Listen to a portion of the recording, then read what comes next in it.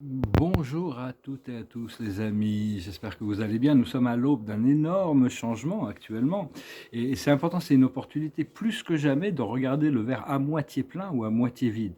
Il y a vraiment l'opportunité de voir que le verre est à moitié plein, même plus qu'à moitié plein ou plus qu'à moitié vide. Et bientôt, une fois qu'on aura reconnecté, qu'on sera intégré avec notre moi supérieur, la coupe débordera toujours. On sera constamment dans l'abondance de pouvoir partager les excès. Une fois qu'on sera rempli de lumière, on aura cette nécessité, comme les étoiles, elles sont remplies de lumière et elles dégagent cette énergie, cet amour, cette lumière. Tout comme le soleil a ce pouvoir de procurer de la lumière et de la chaleur, mais il est aussi le gardien de l'âme collective. Les étoiles sont des êtres intelligents. Et donc, il y a vraiment le contraste de cette fin, de cette matrice sombre qu'on appelle une matrice fantôme, et le nouvel âge qui va apporter le retour du jardin du paradis. Cette planète a été créée comme un jardin, enfin, je dirais, avec sa diversité biologique.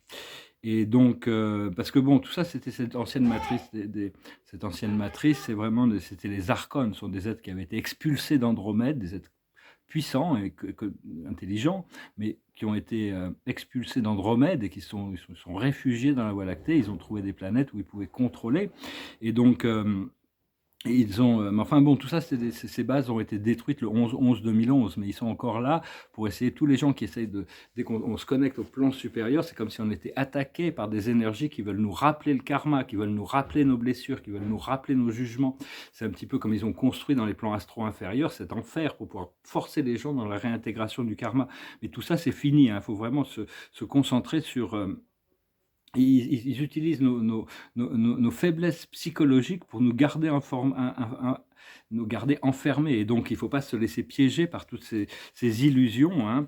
Et, euh, et donc, personnellement, j'ai beaucoup d'expérience de première main. Maintenant, je me laisse un petit peu moins piéger par ces choses-là. Et bon, et eux-mêmes ont créé tous ces archons, ont créé tous les dréco-reptiliens, hein, qui étaient leurs esclaves. Après ça, eux ont mis un esclavage les gris. Et puis il y a tous leurs pions humains, les jésuites, les illuminati, les francs-maçons. Mais même dans ces factions, il y a des factions positives. Donc il faut essayer de rester léger, savoir que tout le monde va, au fur et à mesure que la planète ascensionne, ces gens ne pourront pas rester de toute manière. Enfin, il y a encore énormément de gens qui sont impliqués dans les drames de la 3D, hein. Donc c'est très important de garder votre énergie claire, vos pensées claires, et, parce que si on garde des énergies, des émotions négatives à travers des croyances négatives pendant suffisamment longtemps, ça finit par se manifester par une maladie qui nous force à canaliser le problème, toutes sortes de maladies. Et je veux aussi parler par rapport à la guérison, c'est-à-dire que l'archange Raphaël nous rappelait que l'amour inconditionnel peut être distribué abondamment. Il n'y a aucune limite par rapport à tout ça. Mais pour guérir quelqu'un, on a besoin de son consentement. On n'a pas le droit, on ne peut pas guérir quelqu'un s'il n'est pas d'accord pour ça. Il y a peut-être des gens qui ont des choses à apprendre à travers la maladie. Donc, et appelez l'archange Raphaël quand si vous faites des guérisons. Vous travaillez sur la guérison. C'est l'auto-guérison que vous permettez, que la personne permet grâce à votre énergie. Demandez-lui de superviser le procédé et continuer à utiliser la lumière violette du pardon, hein, tout en cette lumière violette de la transmutation, et continuer à cultiver aussi la connexion avec la lumière argentée, la lumière de la mer, la lumière du futur avec l'archange Uriel, et la lumière dorée, la lumière du Père, de l'univers, à travers l'archange Gabriel, par exemple, qui peut vous aider avec ça. Et donc, c'est parce qu'il faut comprendre que tous les gens qui sont en 3D, qui sont vraiment dans cette réalité physique et matérielle, sans imagination de quelque chose d'autre, hein, et vraiment que le programme physique matériel, sont confrontés à d'énormes difficultés actuellement. Et il va y avoir cette élévation de masse où ces êtres vont devoir faire face à leurs ombres pour arriver dans la 4e dimension.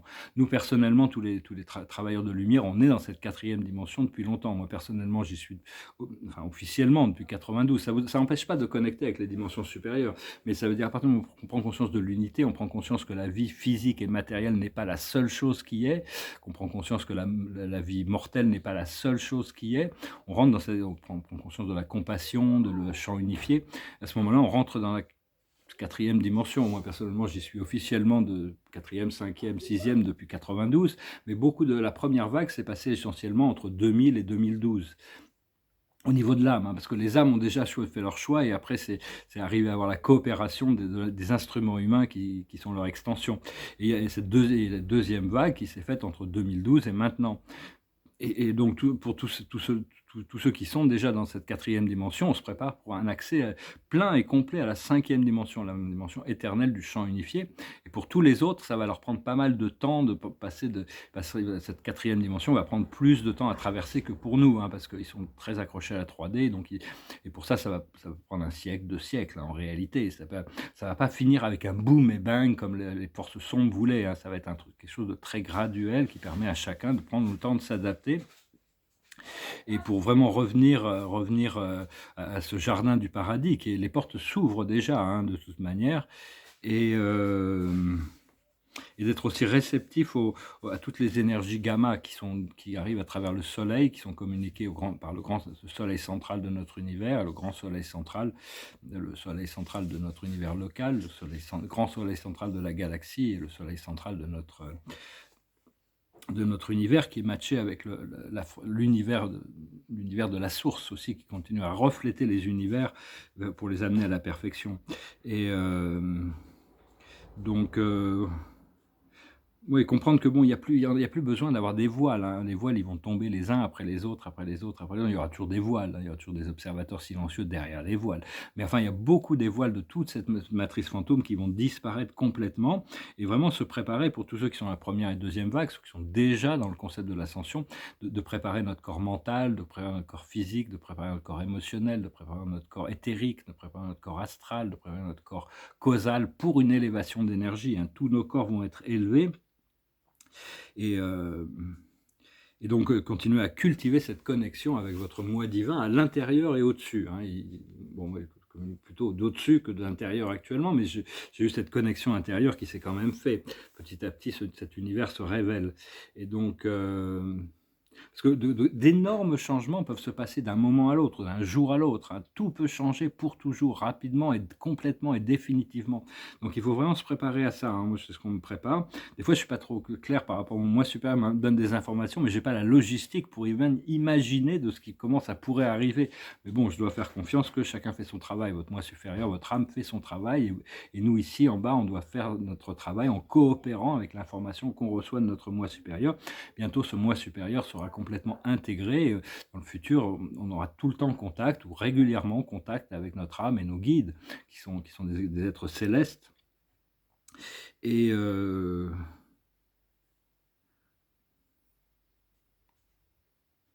donc pour ça, voilà, on a besoin d'avoir la confiance quand même, hein, que tout est organisé depuis là-haut.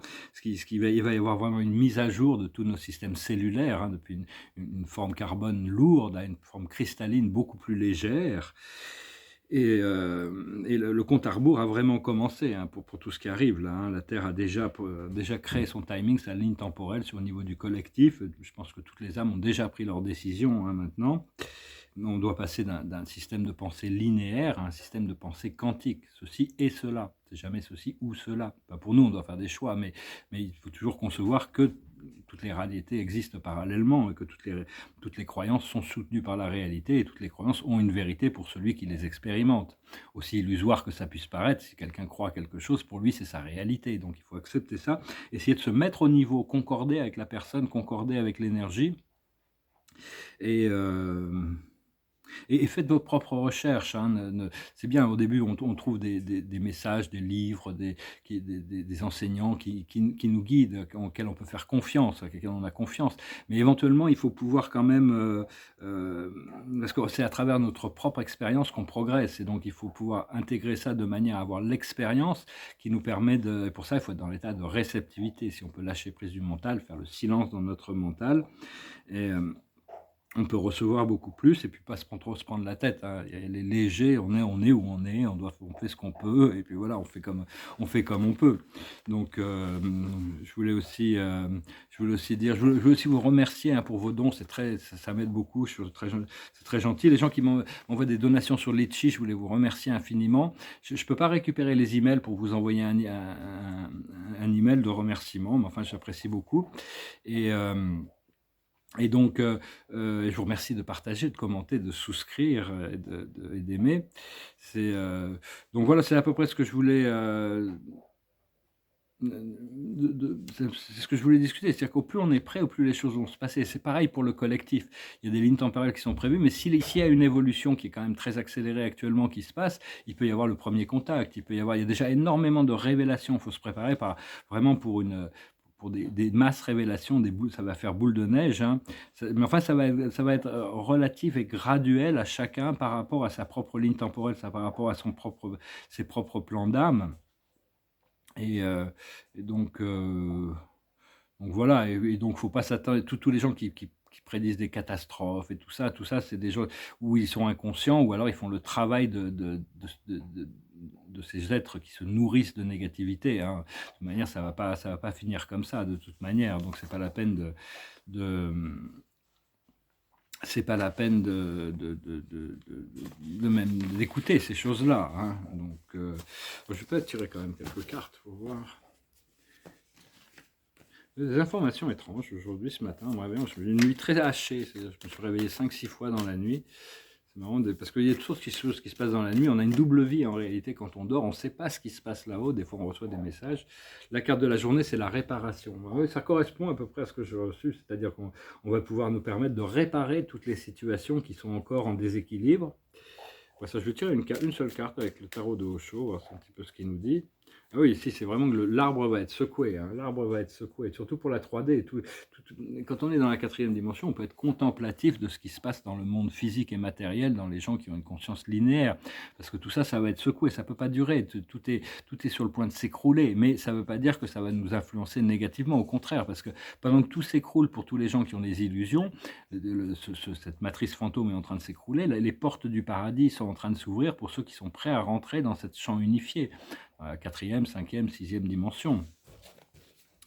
Et donc voilà, je vais finir avec une chanson qui nous parle de... C'est une petite chanson que j'avais pas de chanson qui me passait par la tête aujourd'hui, alors j'ai pris celle qui était de l'autre côté de la feuille, celle que j'ai chantée hier. C'est une chanson qui nous rappelle la difficulté de vivre en la 3e dimension. C'est une chanson un peu ironique, comique, un peu cynique. Ça s'appelle Le Poinçonneur des Lilas. Je suis le poinçonneur des lilas, le gars qu'on croise et qu'on ne regarde pas. Y a pas de soleil sous la terre, drôle de croisière. Pour tuer l'ennui, j'ai dans ma veste les extraits du Reader's Digest. Et dans ce bouquin, y a écrit que dégage la coule douce à Miami. Pendant ce temps que je fais le zouave, au fond de la cave, paraît qu'il n'y a pas de saumétier, moi je fais des trous dans des billets. Je fais des trous, des petits trous, toujours des petits trous. Des petits trous, encore des petits trous. Des trous de seconde classe, des trous de première classe. Je fais des trous, des petits trous, toujours des petits trous. Des petits trous, encore des petits trous. Je suis le poinçonneur des lilas. Pour valide changer à l'opéra, je vis au cœur de la planète, j'ai dans la tête un carnaval de confettis, j'en ramène jusque dans mon lit. Et sous mon ciel de faïence, je ne vois briller que les correspondances. Parfois je rêve, je divague, je vois des vagues, et dans la brume au bout du quai, y a un bateau qui vient me chercher. Pour sortir de ce trou, je fais des trous, des petits trous, encore des petits trous. Mais le bateau se taille, je vois que je déraille, et je reste dans mon trou à faire des petits trous, encore des petits trous, des petits trous, des petits trous. Je suis le poinçonneur des lilas, arts et métiers directs par le Valois. J'en ai marre, j'en ai ma claque de ce cloaque. Je voudrais jouer la fille de l'air, laisser ma casquette au vestiaire. Un jour viendra, j'en suis sûr, où je pourrai m'évader dans la nature. Je partirai sur la grande route, et coûte de coûte. Et si pour moi il n'est plus temps, je partirai les pieds devant. Je fais des trous, des petits trous, encore des petits trous. Je fais des trous, des petits trous, toujours des petits trous. Y a de quoi devenir dingue, de quoi prendre un flingue. Se faire un trou, un petit trou, un dernier petit trou. Se faire un trou, un petit trou, un dernier petit trou, et on mettra dans un grand trou. Je n'entendrai plus parler de trous, de petits trous, de petits trous, de petits trous. La chanson qui avait lancé Serge Gainsbourg, je crois que c'était son premier succès, très, très fin, très bien écrit, tout comme toujours d'ailleurs. Et, donc voilà, bah écoutez, je vous souhaite une bonne journée, j'espère que tout est en train d'arriver, hein. C'est vraiment une question, on est en train de nous préparer pour ce qui arrive, bien qu'on ne sache pas vraiment ce qui arrive, on est prêt, on a déjà des informations, on doit déjà pouvoir avoir notre intuition, peut déjà pouvoir nous révéler des choses, et vraiment oublier toute la matrice fantôme, elle va s'écrouler, hein. Tous ceux qui s'accrochent au bateau risquent de couler avec, mais bon, l'univers enverra des bouées, des bateaux, des radeaux pour les aider, hein. On est là pour ça aussi. L'observateur de la journée, c'est l'abondance. La plus haute sagesse, c'est la potentialité. Commencez à voir déjà ce qui est potentiel, ce qui est possible. Parce qu'à l'impossible, nul n'est tenu, mais avec Dieu, tout est possible, hein, en réalité. Et bon, donc une fois qu'on laisse le flot, on fait confiance à cette plus haute voie, parce qu'on a besoin de choisir sur les choses ici-bas, de choisir est-ce qu'on accepte ce que Dieu nous présente ou est-ce qu'on ne le prend pas. On peut accepter ou rejeter toutes les propositions de l'esprit, hein, il y a pas de, c'est le libre arbitre. Donc plus on les accepte, au plus les choses vont flotter, parce que quand on a la confiance de savoir que notre âme et notre moi supérieur ont une meilleure vision de ce qui est bon pour nous. Ce que l'on doit comprendre, c'est l'équilibre, garder les choses équilibrées, la neutralité divine, hein, vraiment, c'est important. Ce qu'il faut faire, c'est la sérénité, rester serein, ne pas s'agiter sur les choses. Et l'aboutissant, ça va être le choix. Il y a toutes sortes de choix qui peuvent être faits. Il y a des choses sur lesquelles on n'a pas le choix. C'est pas la peine de s'en préoccuper. C'est pas la peine de. Par contre, il y a des choses sur lesquelles on doit avoir le choix et comprendre que bon, on doit cultiver cette connexion à l'amour. L'amour véritable est indestructible. Il est immortel. Il est éternel. Il n'a pas de date d'expiration.